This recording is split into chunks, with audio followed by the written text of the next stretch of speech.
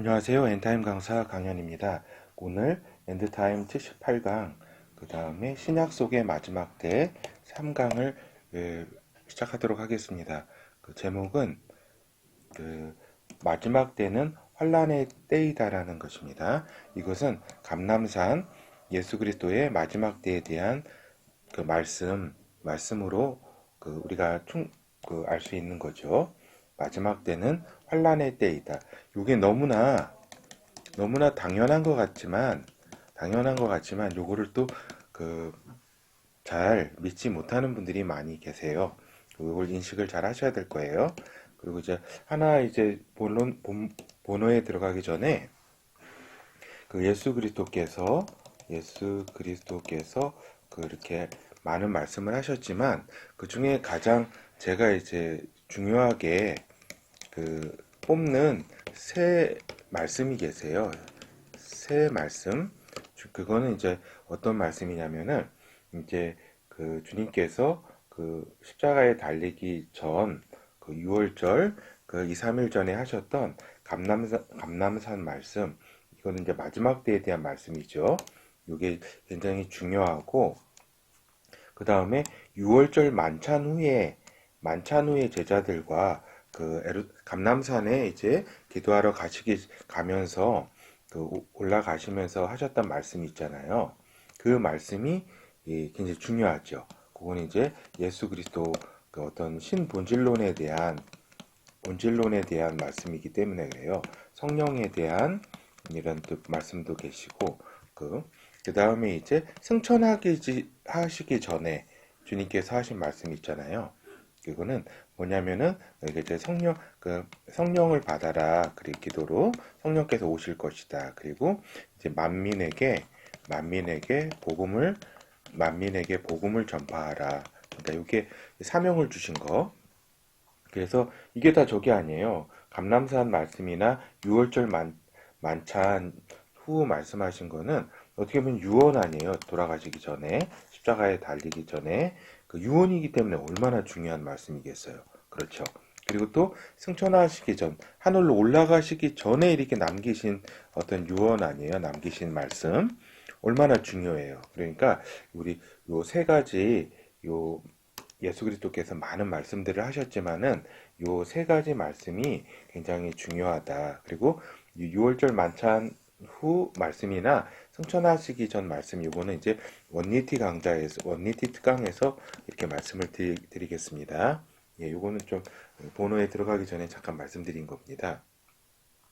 그래서 이제 본호에 들어가면 이제 지난 시간에 살펴보았듯이 감남산 그 말씀은 마지막 때에 대한 이제 말씀이시다. 이 말씀은 지난 시간에도 말씀드린 것처럼 마태복음 24장, 마가복음 13장, 누가복음 21장 여기 같이 기록이 돼 있다. 이 마지막 말씀이 그렇죠.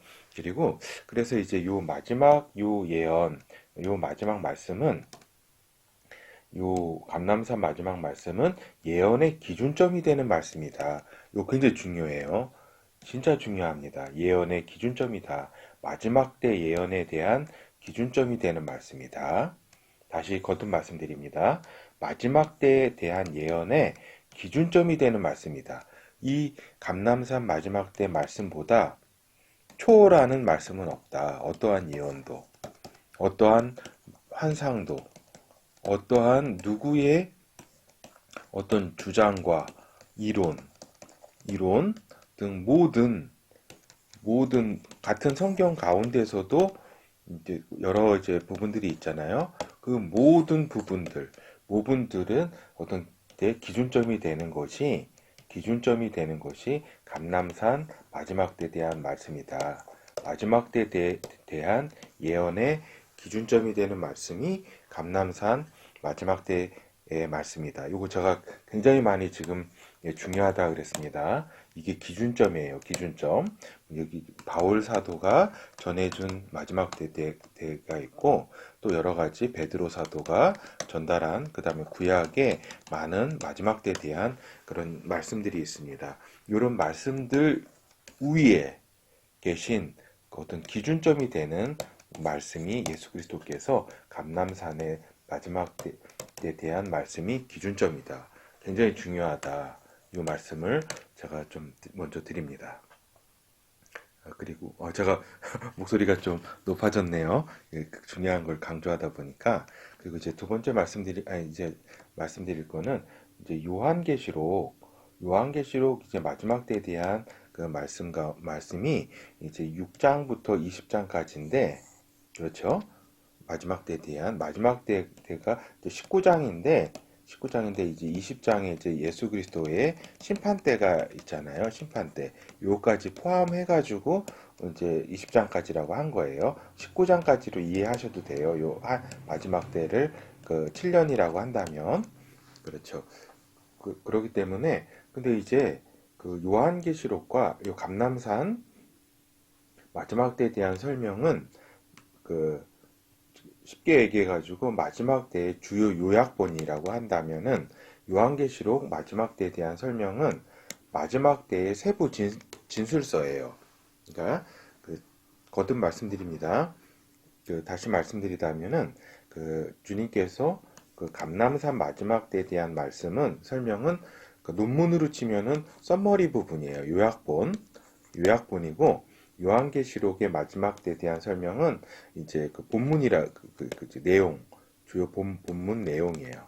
자세한 세부 진술서가 이제 요한계시록이라고 한다면은 감람산 마지막 때에 대한 말씀과 설명은 주요 요약본이다. 요약본. 우리가 논문에 요약본 제출하잖아요. 그렇듯이 이렇게 이해를 하시면 되겠습니다.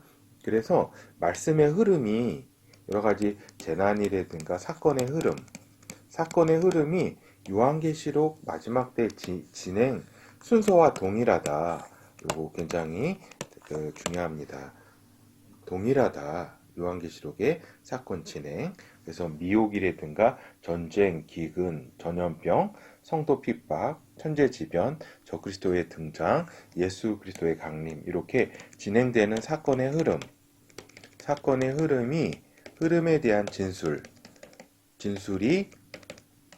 진술이 동일하다. 감남산 마지막 때에 말씀하신 그 말씀과 요한계시록도 예수 그리스도께서 말씀하신 거죠. 여기에 대한 그것이 사건의 흐름이 동일하다. 진행 순서가 동일하다는 것을 우리가 이해할 필요가 있습니다. 그래서 우리가 이제 요한계시록을 살펴봤기 때문에 감람산 마지막 때에 대한 예언은 하나님께 다시 한번 상기하면서 요약해 보는 걸로 이렇게 이해하시면 될 것 같습니다. 그렇죠. 그래서 오늘은 제목이 뭐냐면 지금까지는 어떻게 보면 제목대로 이렇게 한 건 아니네요. 그러니까 제목이 오늘 마지막 때는 환란의 때이다라고 이렇게 이야기했잖아요. 제목이 요 감람산 말씀에 따라 가지고. 근데 이제 그렇죠. 마지막 때는 핑크빛 인류사가 아닌 극심한 환란의 시기다라는 거를 우리가 이제 의심치 않잖아요. 이렇게 지금 보면은. 근데 그거를 이해를 못하는 마지막 때에 대한 오류를 그렇게 생각을 하시는 분들이 의외로 굉장히 많다는 사실입니다. 그래서 제가 이렇게 마지막 때는 이제 환란의 때다.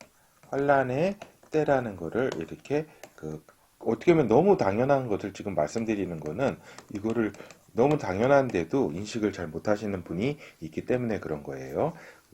즉 마지막 때에 대한 오류, 인류의 평화가 편만해진 후에 예수 그리스도가 강림한다고 이해하는 이러한 오류를 가지신 분들이 또 있다. 이거는 분명히 오류이다. 이거는 어떤 거랑 착각해서 그러냐면은 복음이 열방에 널리 알려진다는 거 이거 우리가 살펴봤잖아요. 열방의 구원이 있음도 우리가 살펴봤잖아요. 그래서 근데 이거를 인류의 평화 시기로 오해를 하는 거 이거는 오해를 하고 있다. 복음이 열방에 널리 알려지는 것과 그 열방의 구원을 많이 받는 것과 인류의 평화 시기이거하고는 큰 연관은 없다. 큰 그 관련은 없다. 그렇죠? 근데 이제 요거를 이제 그 굉장히 이러한 말씀들을 이렇게 그 인류가 평화 시기로 이렇게 가는 것으로 이렇게 오해를 하는 경우가 있다. 이런 말씀을 드립니다.